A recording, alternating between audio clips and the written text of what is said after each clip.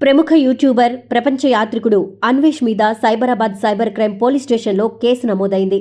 Telangana DGP Jitender, metro MD NVS Reddy, IAS అధికారులు శాంతికుమారి, దానకిషోర్, వికాస్ రాజ్ తదితరులు హైదరాబాద్ మెట్రోలో బెట్టింగ్ యాప్ల ప్రచారం పేరుతో 300 కోట్లు కొట్టేశారంటూ ఓ వీడియో ద్వారా అవాస్తవ తప్పుడు సమాచారం ప్రచారం చేస్తున్నారంటూ పోలీసులు సుమోటోగా ఎఫ్ఐఆర్ నమోదు చేశారు.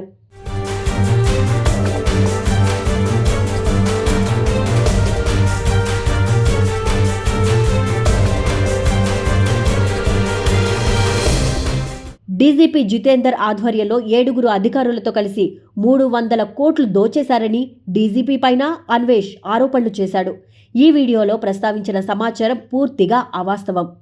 300 కోట్లు లంచం తీసుకుని 3 బెట్టింగ్ యాప్లను ప్రోత్సహించారని, కనీసం ఆధారాలు లేకుండా డీజీపీతో పాటు సీనియర్ అధికారులు ఎన్వీఎస్ రెడ్డి, శాంతికుమారి, దానకిషోర్, వికాస్ రాజ్ తదితరుల పేర్లను ప్రస్తావించారు.